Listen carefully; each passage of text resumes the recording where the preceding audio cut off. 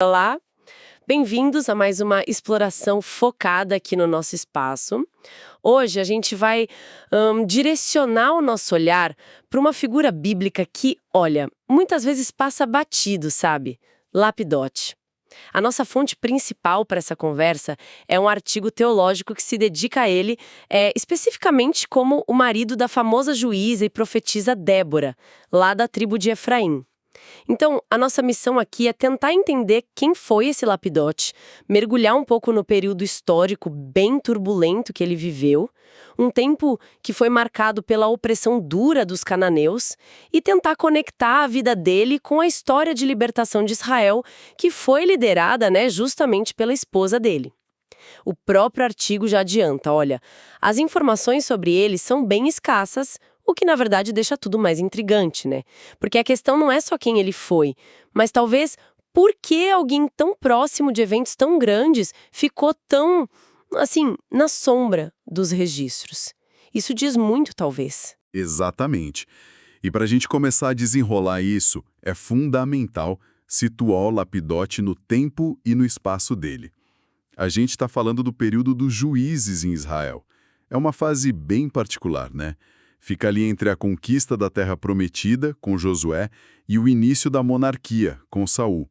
O material que a gente tem coloca a vida do Lapidote mais ou menos entre o fim do século XIII a.C. e o fim do século XII a.C.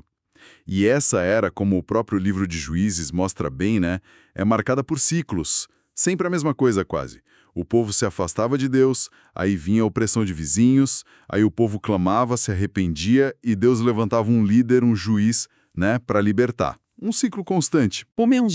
Então, o cenário é esse, de instabilidade, crise, libertação, um ciclo mesmo. Vamos mergulhar, então, nesse contexto para tentar jogar uma luz sobre esse homem que, pelo jeito, viveu ali do ladinho de um furacão de eventos liderados pela esposa. Começando pelo básico, assim, o que as fontes dizem de concreto sobre quem era Lapidote? Olha, as informações são bem pontuais, mas são significativas. O artigo confirma que ele pertencia à tribo de Efraim. Efraim era uma das tribos mais importantes, bem central em Israel naquela época. E, claro, o ponto principal. Ele é sempre chamado de esposo de Débora. Tem um detalhe interessante que o artigo levanta, baseado em algumas cronologias, que é a ideia de que ele talvez tenha nascido num breve período de paz. Isso teria sido logo depois de uma vitória de Israel sobre os Moabitas, liderada por um juiz anterior, Eude. O colocaria nascendo um pouco antes de 1200 a.C. E a localização, onde ele morava, isso a gente sabe. Sabemos sim, a fonte dá uma localização geográfica bem específica. Ele morava na região montanhosa central de Israel, na área que ficava entre duas cidades conhecidas, Ramá e Betel. Ramá e Betel. Exato. E isso é importante por alguns motivos. Primeiro, era o território da tribo dele, Efraim. Segundo, ficava geograficamente muito perto das terras de Judá e Benjamim, outras tribos importantes. Facilitava o contato, E terceiro, como o artigo sugere, essa área era próxima de uma rota comercial importante, a tal Estrada dos Patriarcas. Isso provavelmente significa que Lapidote e a família não viviam isolados, sabe? Deviam ter um contato até frequente com gente de outras tribos, talvez até de outras culturas. E é bom lembrar, como a crítica às vezes aponta, que naquela época a identidade tribal definia muita coisa. A vida social, política, até militar. Ser um efraimita significava pertencer a um grupo com suas próprias linhagens, tradições, responsabilidades dentro de Israel. Faz sentido. Essa proximidade com rotas e outras tribos sugere um certo dinamismo na vida dele, mas aí vem aquele ponto que você falou no início, a falta de detalhes sobre ele mesmo que o artigo destaca. Sim. E aí que está o paradoxo, A gente sabe onde ele morava, com quem era casado, a tribo, talvez uma ideia de quando nasceu, mas para por aí.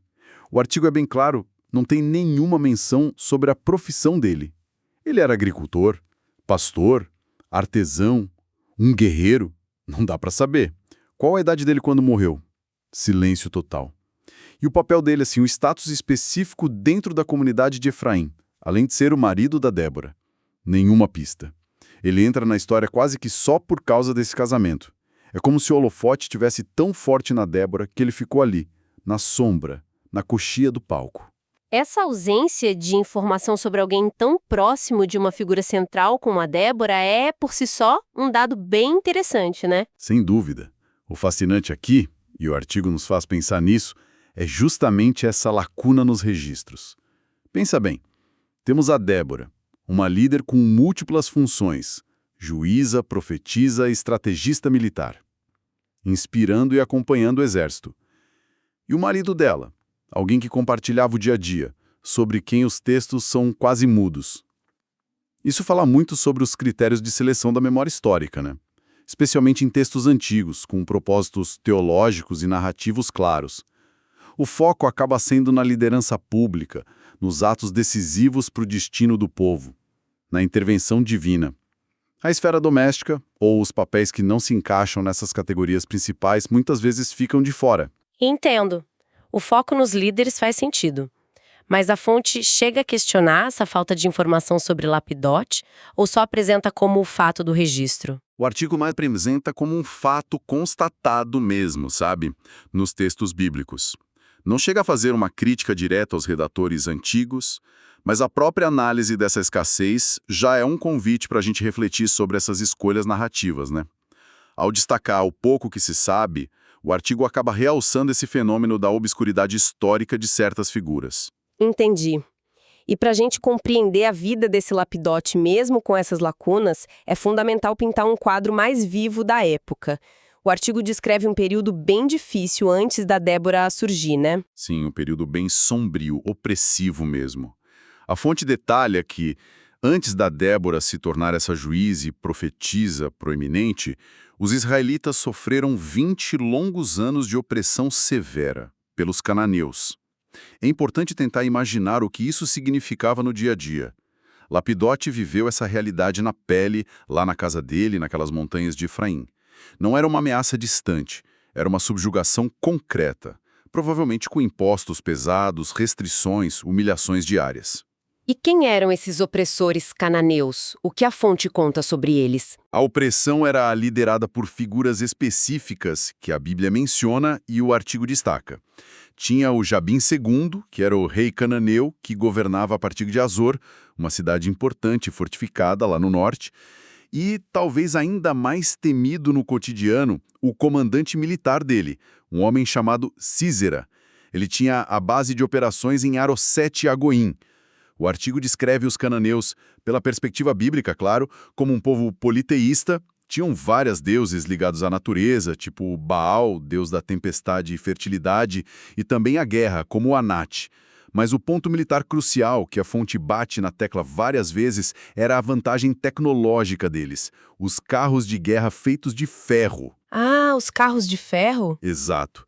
Numa época em que o ferro ainda não era de uso tão comum assim pelos israelitas para armas, esses carros eram uma força de choque terrível nas planícies. Uma vantagem enorme. E como o artigo encaixa essa opressão dentro daquela visão teológica dos juízes que você mencionou? Ele coloca direto naquele ciclo. A opressão cananeia não é vista como algo aleatório, mas como consequência direta do comportamento dos israelitas. O texto bíblico, e o artigo reforça isso, diz que depois de um período de paz, os israelitas tornaram a fazer o que era mal aos olhos do Senhor. Basicamente se envolveram na adoração dos deuses cananeus locais. Então a opressão é interpretada teologicamente como um juízo divino, permitido ou até orquestrado, para levar o povo de volta, ao arrependimento. Lapidote e Débora viveram um auge dessa crise espiritual e militar.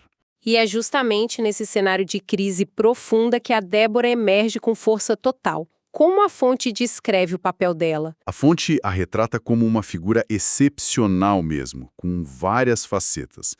Ela não era só juíza no sentido de presidir um tribunal, como a gente pensa hoje. Era alguém a quem o povo ia para resolver brigas, pedir orientação, sabe? Ela administrava a justiça debaixo de uma palmeira famosa, que tinha o nome dela entre Ramá e Betel, justamente a área onde Lapidote vivia.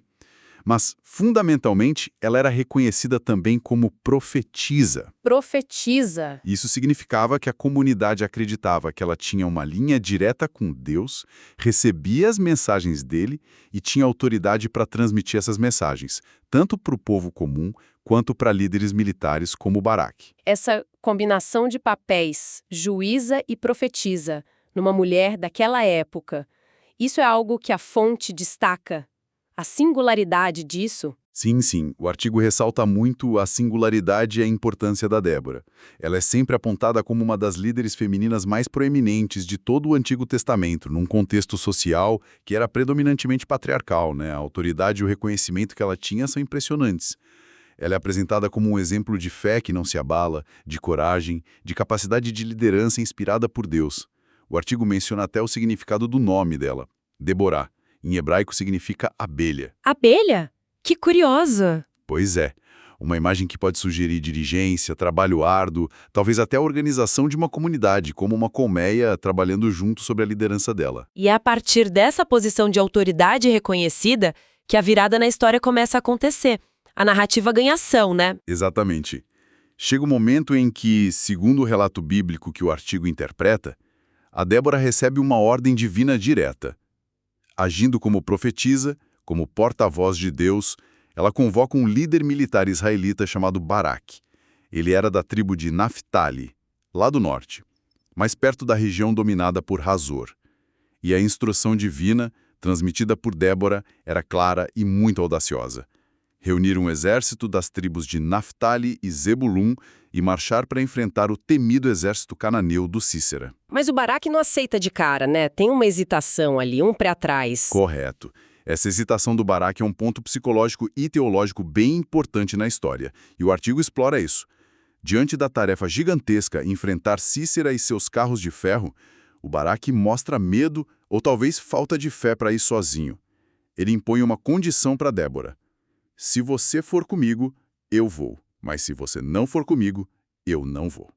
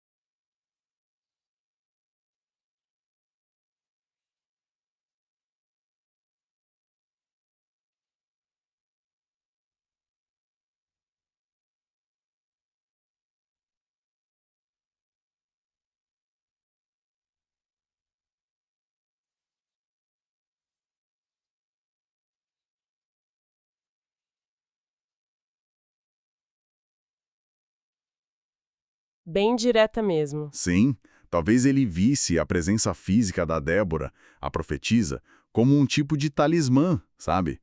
Uma garantia visível do favor de Deus na batalha. Ou talvez, de forma mais prática, ele reconhecesse a autoridade moral dela para inspirar e unir as tropas das tribos. E como a Débora responde a essa condição dele? A Débora concorda em ir junto, mostrando a própria coragem e o compromisso dela com a ordem divina. Mas, ao mesmo tempo, ela entrega uma profecia ali naquele momento, que é uma consequência direta dessa hesitação do Baraque.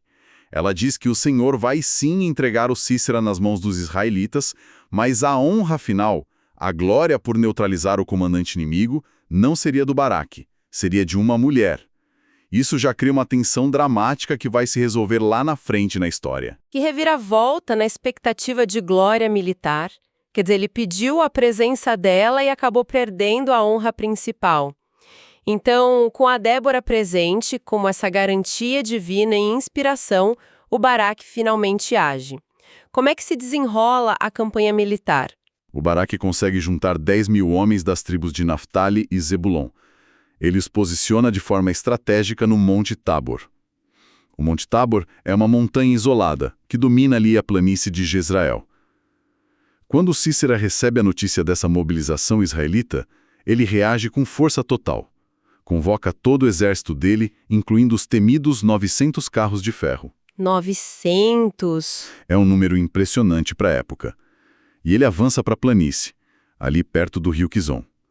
Provavelmente a ideia do Cícera era usar a vantagem dos carros em terreno aberto para simplesmente esmagar a infantaria israelita que ia descer do monte. A tática clássica, uma batalha que parecia já estar decidida pela tecnologia superior dos cananeus. Mas aí algo inesperado acontece, né? Sim. No momento crucial da batalha, quando as forças se encontram, o texto bíblico, como o artigo relata, descreve uma intervenção divina, direta e decisiva. Diz que Deus lançou o exército de Cícera em confusão, transtornou a Cícera e todos seus carros e todo o seu exército. Não se detalha exatamente como foi essa intervenção. Talvez uma tempestade súbita que atolou os carros no leito do rio Quizon. O cântico de Débora em Juízes 5 sugere algo assim. Ou talvez um pânico inexplicável que tomou conta das tropas cananeias. Mas o resultado foi uma derrota esmagadora e totalmente inesperada para o Cícera. E enquanto a Débora estava lá no fronte com o Baraque testemunhando isso tudo, talvez até dirigindo essa intervenção, onde a gente imagina o Lapidote? O artigo coloca ele em cena nesse momento. Não, o artigo não o coloca especificamente no campo de batalha. E isso está alinhado com o silêncio total do texto bíblico sobre qualquer papel militar dele. Mas, ao nos lembrar sempre que ele era o esposo de Débora, a gente é convidado a imaginar a perspectiva dele, né? Ele provavelmente estava entre aqueles que ficaram em Efraim, talvez esperando ansiosamente por notícias da batalha, vivendo a tensão da guerra a partir da comunidade dele, consciente de que a esposa estava lá no centro dos acontecimentos que podiam decidir o futuro de Israel por gerações. A vitória com certeza teve um significado muito pessoal para ele também. A derrota cananeia é total, então. E o Cícera, o grande comandante, foge. O que acontece com ele depois disso? Vendo o exército dele completamente derrotado, o Cícera abandona o carro de guerra e foge a pé, para tentar salvar a própria vida. No desespero, ele procura refúgio na tenda de uma mulher chamada Jael. Ela era esposa de Éber, o queneu. Os queneus eram um clã que tinha parentesco com os israelitas, mas naquele momento específico, eles tinham um acordo de paz com Jabim, o rei cananeu de Hazor. Talvez por isso Cícera achou que estaria seguro ali, num território meio neutro ou até aliado. Mas essa segurança era só ilusão, pelo visto. Totalmente ilusória.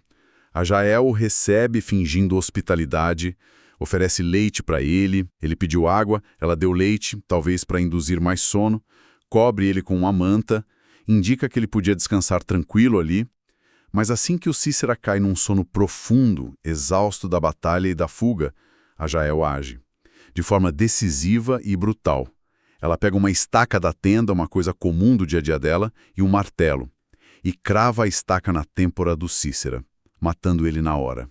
Nossa, cumprindo assim, de forma chocante e inesperada, a profecia da Débora, que a honra pela morte do Cícera seria de uma mulher, não do Baraque. Que desfecho! Exatamente. É um dos episódios mais gráficos e mais comentados do livro de Juízes.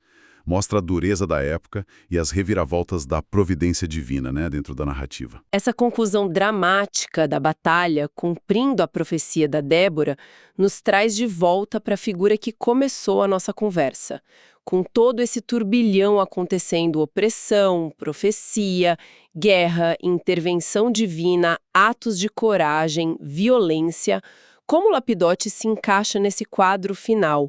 O que o artigo conclui sobre o papel ou o significado dele? O artigo reforça que mesmo depois desses eventos gigantescos, o Lapidote continua sendo mencionado basicamente pela relação dele com a Débora, o esposo de Débora.